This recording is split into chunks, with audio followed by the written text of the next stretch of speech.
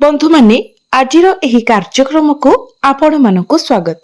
आजिर एही कार्यक्रमटी मकर राशि व्यक्ति विशेष मानक पई बहुत खास हेबाको जाउछि, कारण एही वर्ष 2026 रे आपणक जीवन रे अनेक बड़ बड़ परिवर्तन हेबाको जाउछि।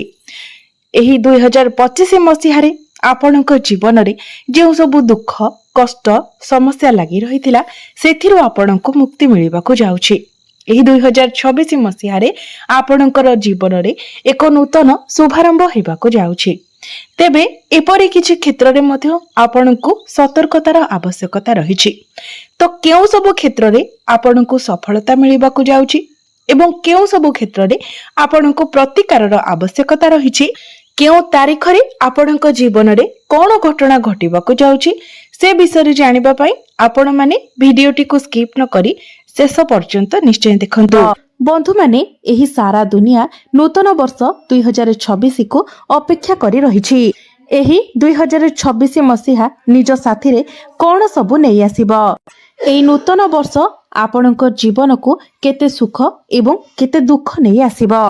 एही नूतन वर्ष 2026 रे आमे किछि पाइबा ना किछि हराइबा, एही सब विषय रे आजिरो एही भिडियो रे आमे माने विस्तार भाबरे जानिबा। सेथिपाई आपण माने वीडियो को स्किप न करी शेष पर्यंत निश्चय देखंतु एवं आपणकर जदि मकर राशि होई थाए तो वीडियोटी को लाइक करी चैनल टी को सब्सक्राइब करी दियंतु। कमेंट बॉक्स रे भक्ति एवं श्रद्धार सहित जय श्री जगन्नाथ जय मां लक्ष्मी निश्चय लिखंतु।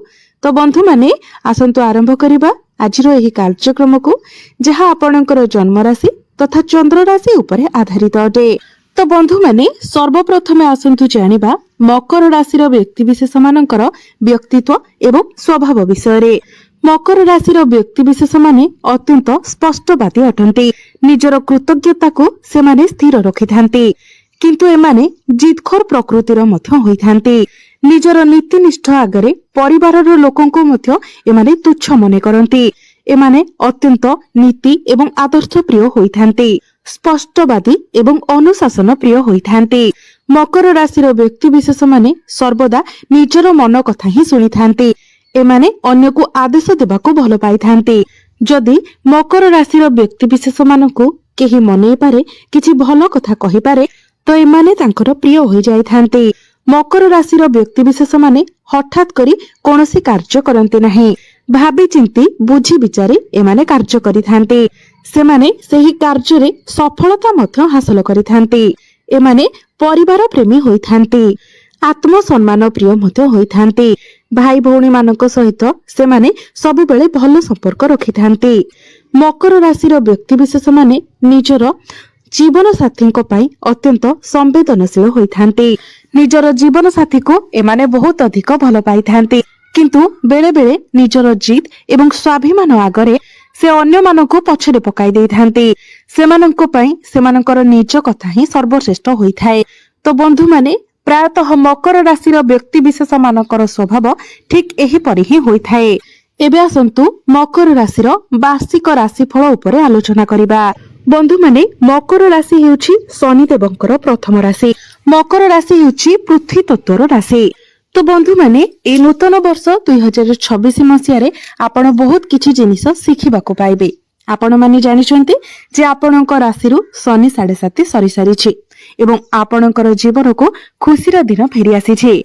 बंधु माने आपण एपरि किछि जिनिस सिखि पारंती जहा आपणकर प्रोफेशनल लाइफ रे आपणको बहुत अधिक सहायता करिवो। तेबे आपणकर भाई भौणी मानक पई एही वर्षटी सेतेटा खास रहिबो नाही। आपणकर भाई भौणी को पेट जनित किछिटा समस्या देखा देई पारे। तेबे बंधु माने शनि आपणकर तृतीय भावरे गोचर करूछंती। शनि हेउछंती आपणकर राष्ट्राधिपति। तो तृतीय भावटी होइथाय साहस परिश्रम एवं पराक्रमर भाव।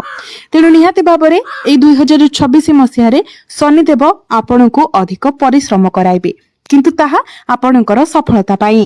आपणकर वैवाहिक जीवन रे मध्य आपण दुई जण मिसी कोनोसी धार्मिक यात्रा करि पारंती।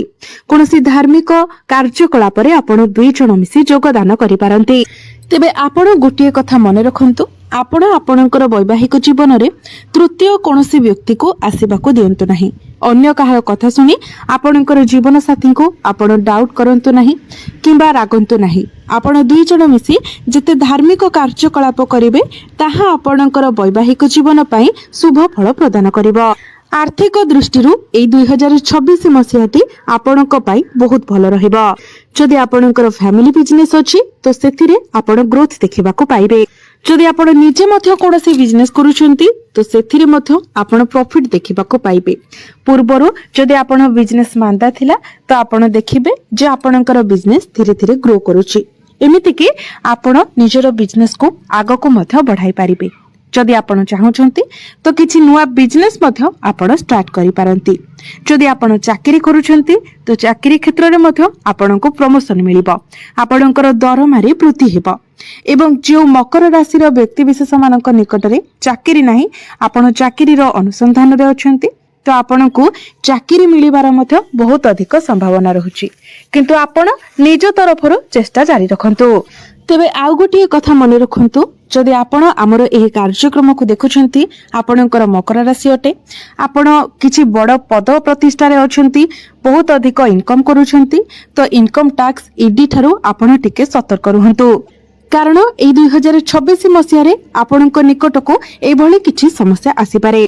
2026 मसीहाटी आपणको धार्मिक बनाइबारे बहुत सहायता करिवो। निहाती भाबरे ए 2026 मसीह रे आपण अधिक धार्मिक कार्य रे जोग देबे। आपण कोनोसी धार्मिक स्थान को यात्रा करिवे। एहा व्यतीत ए 2026 मसीह रे आपणक मध्यरे गभीर ज्ञान मध्य बढ़िबो।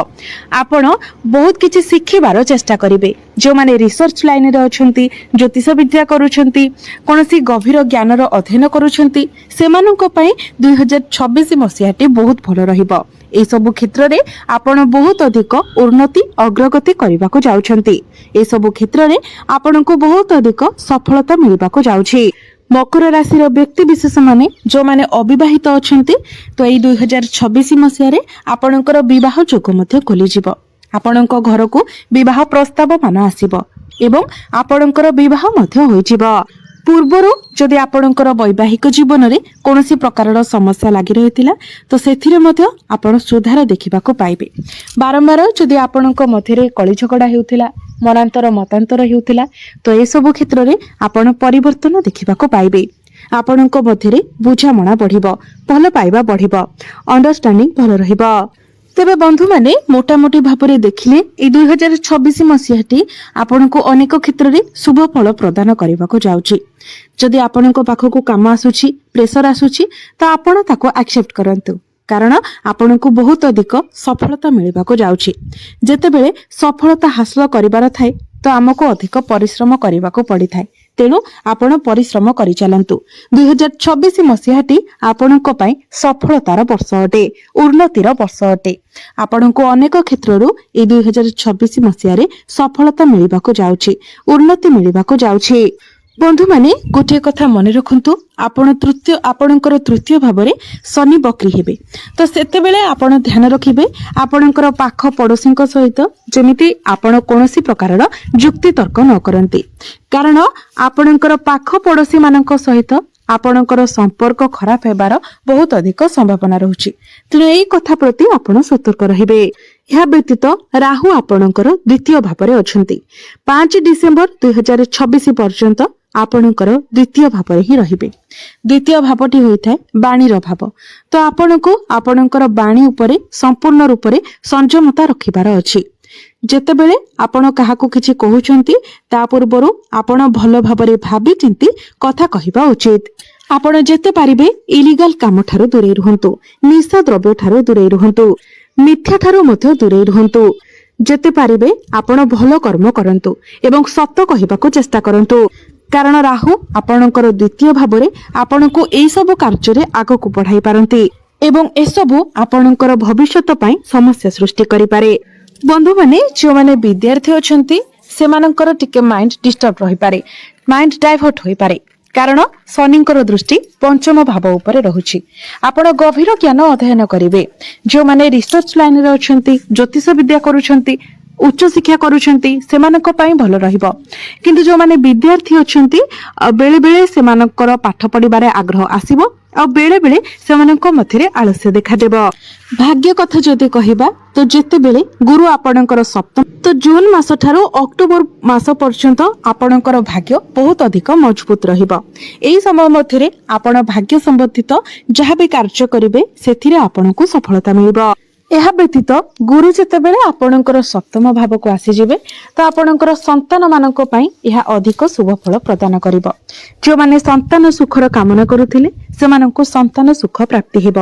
ଯଦି ଆପଣଙ୍କର ସନ୍ତାନ ଅଛନ୍ତି ତ ସନ୍ତାନଙ୍କ ତରଫରୁ ଆପଣଙ୍କୁ କୌଣସି ଖୁସି ଖବର ମିଳିପାରେ ଏବଂ ଯେଉଁମାନେ ଚାକିରି କରୁଛନ୍ତି ସେମାନଙ୍କୁ ଚାକିରି କ୍ଷେତ୍ରରେ ପ୍ରମୋସନ ମିଳିବାର ମଧ୍ୟ ଅଧିକ ସମ୍ଭାବନା ରହିବ। ଆପଣ କୌଣସି ଆଚିଭମେଣ୍ଟ ପାଇପାରନ୍ତି। ସମାଜରେ ଆପଣଙ୍କର ମାନ ସମ୍ମାନ ବଢିବ। କିଛି ନୂଆ ଜିନିଷ ଆପଣ କିଣାକିଣି କରିପାରନ୍ତି। କୌଣସି ଲକ୍ଜରିୟସ୍ ଜିନିଷ ଆପଣ କିଣିପାରନ୍ତି। ନୂତନ ଯାନବାହନ କିଣିପାରନ୍ତି। ନୂତନ ଗୃହ ନିର୍ମାଣ କରିପାରନ୍ତି କିମ୍ବା କୌଣସି ପ୍ରପର୍ଟିରେ ମଧ୍ୟ ଆପଣ ଡିଲ୍ କରିପାରନ୍ତି। ଏହି ସମୟ ମଧ୍ୟରେ ଆପଣ ଆପଣଙ୍କ ଗୃହରେ କୌଣସି ଶୁଭ ମାଙ୍ଗଳିକ କାର୍ଯ୍ୟର ଆୟୋଜନ କରିପାରନ୍ତି। ଏବେ ଆସନ୍ତୁ ଜାଣିବା କିଛି ଉପାୟ ବିଷୟରେ ଯେଉଁ ଉପାୟ ଗୁଡିକ କରିବା ଦ୍ୱାରା ଆପଣଙ୍କୁ ଅଧିକ ମାତ୍ରାରେ ଶୁଭ ଫଳ ପ୍ରାପ୍ତି ହେବ ଏବଂ ଯାହା ସବୁ ଅଶୁଭତ୍ୱ ରହୁଛି ସେଗୁଡିକ ଖଣ୍ଡନ ହୋଇଯିବ। ତ ସେଥିପାଇଁ ଆପଣ ପ୍ରତ୍ୟେକ ଦିନ ଶନିଙ୍କର ବୀଜ ମନ୍ତ୍ର 108 ଥର ଜପ କରନ୍ତୁ। ପ୍ରତ୍ୟେକ ଦିନ ଆପଣ ହନୁମାନ ଚାଳିଶାର ପାଠ କରନ୍ତୁ ଏବଂ ପ୍ରତ୍ୟେକ ଦିନ ଉଦିତ ସୂର୍ଯ୍ୟଙ୍କୁ ଆପଣ ତମ୍ବା ପାତ୍ରରେ ଜଳାର୍ଘ୍ୟ ଅର୍ପଣ କରନ୍ତୁ। ଯଦି ପାରିବେ ପ୍ରତ୍ୟେକ ଦିନ ସକାଳୁ ଆପଣ ଗାୟତ୍ରୀ ମନ୍ତ୍ରର ଜପ କରନ୍ତୁ ଏବଂ ଓಂ ନମଃ ଶିବାୟ ମନ୍ତ୍ରର ଜପ କରନ୍ତୁ। ତେବେ ବନ୍ଧୁ ମାନେ ଏଇ 2026 ମସିହାଟି ଆପଣଙ୍କ ପାଇଁ ଶୁଭମୟ ହେଉ, ମଙ୍ଗଳମୟ ହେଉ, ଏହା ହିଁ ଈଶ୍ୱରଙ୍କ ନିକଟରେ ମୋର ପ୍ରାର୍ଥନା। ଧନ୍ୟବାଦ।